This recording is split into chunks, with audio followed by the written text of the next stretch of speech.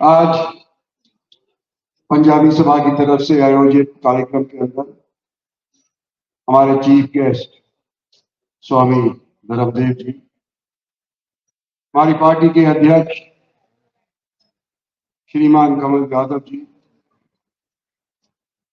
इसके कन्वीनर श्रीमान बोधराज जी, श्रीमान गिरिराज ढींगरा जी, हमारे भूतपूर्व अध्यक्ष गार्गी जी, रमेश चिटानी जी मेवात से आए हैं,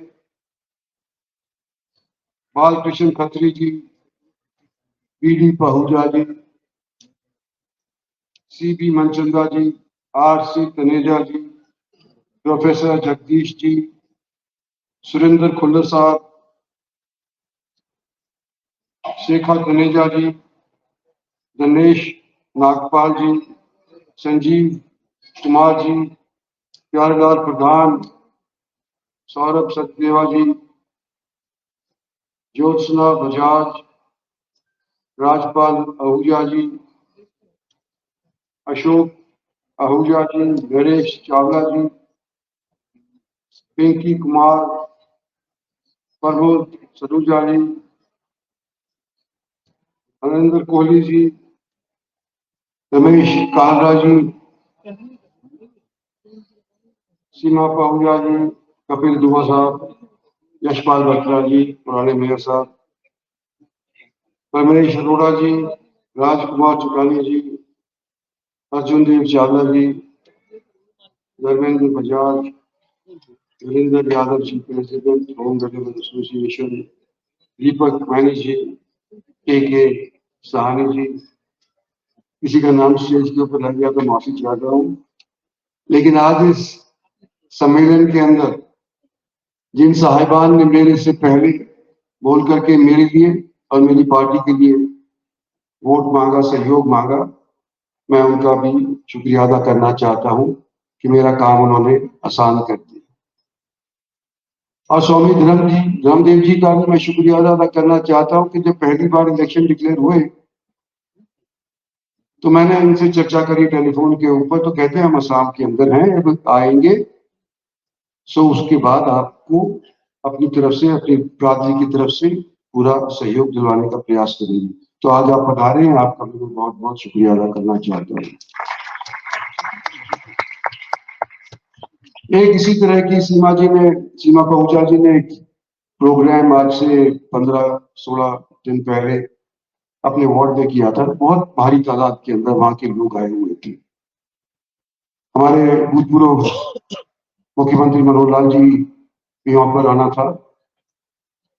कार्यक्रम बहुत सुचारू रूप से चल रहा था, लेकिन ऐन वक्त के ऊपर आंधी आई और हम अपनी बात पूरे तौर के ऊपर कह भी नहीं सके। लेकिन सीमा जी, आपने प्रोग्राम बहुत अच्छा आयोजित किया था, आपका शुक्रिया।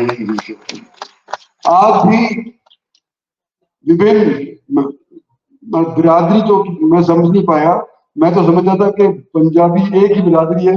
बोधराज जी कहते हैं कि 22 बिरादरी के सदस्य या 22 बिरादरी के प्रधान यहाँ पर आए हैं। तो हो सकता है कि कोई डेरा गाजी नानक का होगा, कोई हो सकता है मियाँ वाली का होगा, कोई कहीं का होगा, इस तौर के ऊपर शायद बिरादरी होगी। उन जिलों को अलग अलग बन रहे होंगे, ये मैं अब समझ गया हूँ।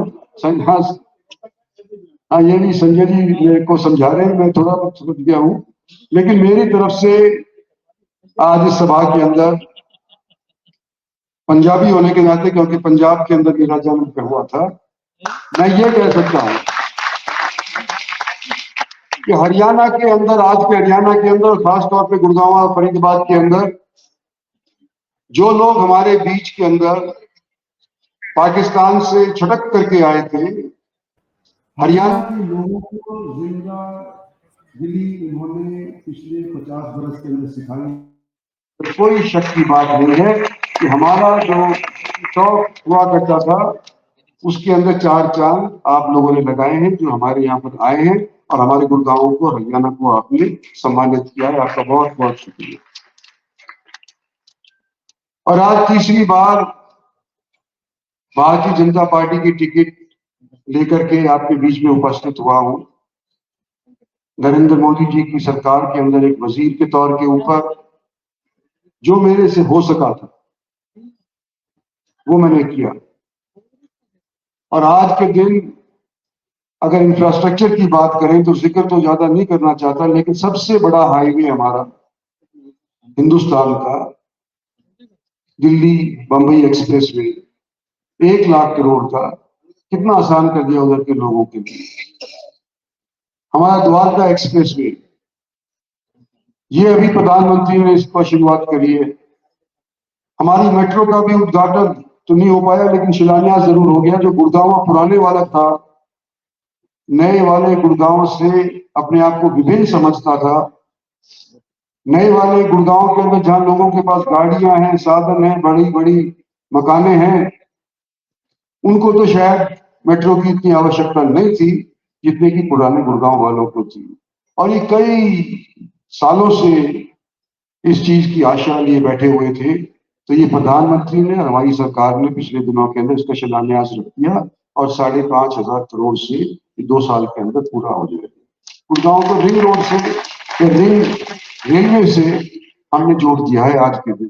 तो ये इंफ्रास्ट्रक्चर के काम ही भारत सरकार की तरफ से जो हुए हैं, उसके बिना के ऊपर हम आप लोगों से वोट मांग रहे हैं, सहयोग मांग रहे हैं। आप जानते हैं मुझे कि जब आपने 2 बार बनाया है मुझे, तो आपकी दी हुई ताकत को मैंने अपने निजी स्वार्थ के लिए इस्तेमाल ना पहले किया और ना आइंदा करूंगा। और वैसे भी मेरी अब उम्र इतनी हो गई है कि आदत पड़ चुकी है, चेंज होने का कोई चांस ही नहीं है। तो मैं यूं कह रहा हूं आपको कि आने वाले समय के अंदर भारत के अंदर नरेंद्र मोदी सरकार दोबारा से बने और जो काम हमने 10 साल के अंदर किए हैं उसमें से 3 साल घटा दो। 3 साल किस चीज के? कोविड के। ये बार जो सरकार बनी तो 3 साल तो हमारे वैसे ही नष्ट हो गए, लेकिन उसके बावजूद भी अनेक काम इंफ्रास्ट्रक्चर के देश के साख को विश्व के अंदर बढ़ाने के हमारी इस सरकार के माध्यम से हुए हैं। और जो लोग मेरी उम्र के हैं या मेरे से 10-20 साल छोटे हैं, उनको पता होगा कि अनेक दशक गुजर गए थे, कोई भारत के अंदर स्थायी सरकार बना नहीं पाया था। गठदलों के साथ जोड़ गए, जुगाड़ के साथ अनेक सरकारें बनी और उसका डायरेक्शन किधर को जाएगा कोई कह नहीं सकता था। कोई इधर खींच रहा था तो कोई उधर खींच रहा था और बीच में से धड़ाम से कुएं में गिर जाते थे। पहली बात बताना तो भारतीय जनता पार्टी,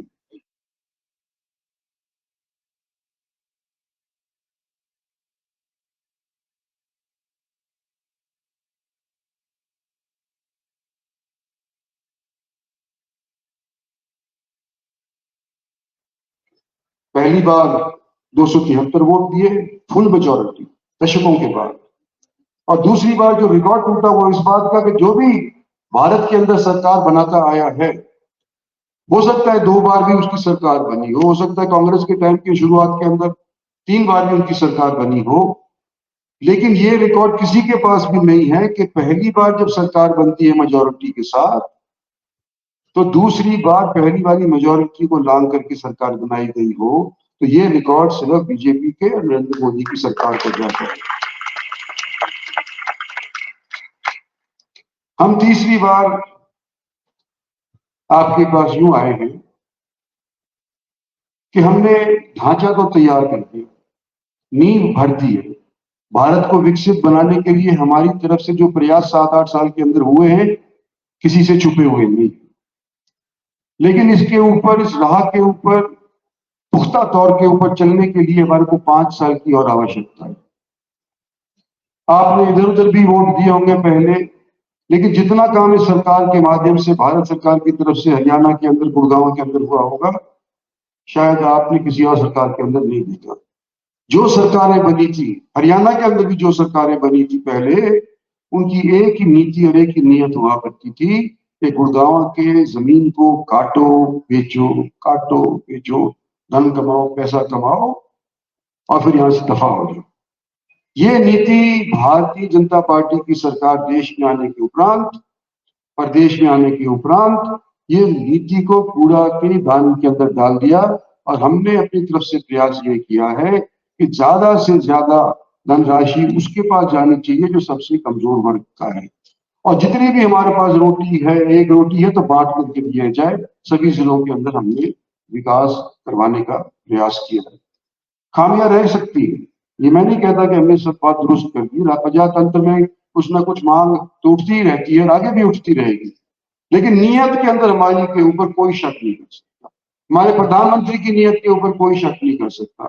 और जब आज के दिन आप लोगों ने हमारे देश को विकसित बनाने के लिए आधारशिला रख दी है, तो 5 साल मांगना मैं समझता हूं गुनाह नहीं है। आप लोगों का फर्ज है कि एक बार फिर से नरेंद्र भाई मोदी को देश के प्रधानमंत्री बनाओ और अपने आने वाले समय के अंदर देश को विकसित बनाओ।